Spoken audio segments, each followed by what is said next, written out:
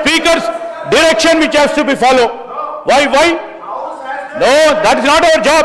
It's not my job to really take you out of consideration and out of respect for the floor leader.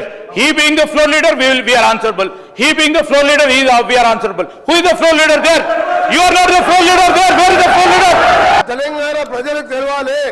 Telangana ప్రజలకు ప్రతిపక్ష నాయకుడు సంవత్సర కాలంగా సభకు రాకపోవడం ఈ సభనే కాదు తెలంగాణ ప్రజలని అవమానపరిచినట్టుగా ప్రజలందరూ అనుకుంటారు. అధ్యక్ష, ఈయన డిప్యూటీ లీడర్ సార్, ఇలా కార్యవర్గం ఏర్పాటు చేసినా ప్రతిసారి ఈయన ఎందుకు ఇస్తున్నాము అంటే మిమ్మల్ని అంటలేను, ఆయన అడిగే హక్కు లేదు, ఆయన మామూలు ఎమ్మెల్యే మాత్రమే.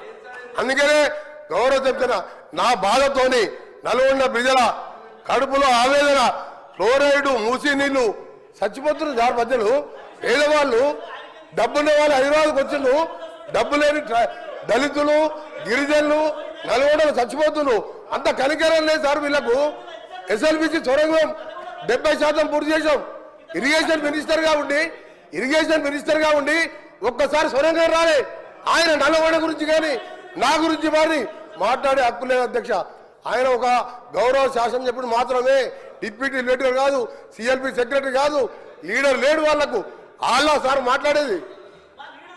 హరీశ్రావు గారు అప్పుడేమో అప్పులు చేసారు, ఇప్పుడేమో అబద్ధాలు చెప్తారు. అప్పుడేమో బకాయిలు పెట్టారు, ఇప్పుడేమో బుకాయింపులు చేస్తారు. అప్పుడేమో బంగారు తెలంగాణ అన్నారు, ఇప్పుడేమో రోజుకో వేషం వేసుకొని బాధలున్నాయి అంటారు. మీరు ఇచ్చిన సమస్యలే కదా అవన్నీ.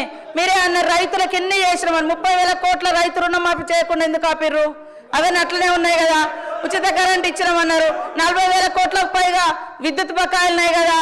లాస్ట్కి మీరు ఔటర్ రింగ్ రోడ్ 30 సంవత్సరాలు తాకట్టే కాకుండా 1 ఇయర్ బిఫోర్ కూడా మద్యం టెండర్లు వేసుకొని వచ్చిన ఆదాయం కూడా మీరే తీసుకున్నారు.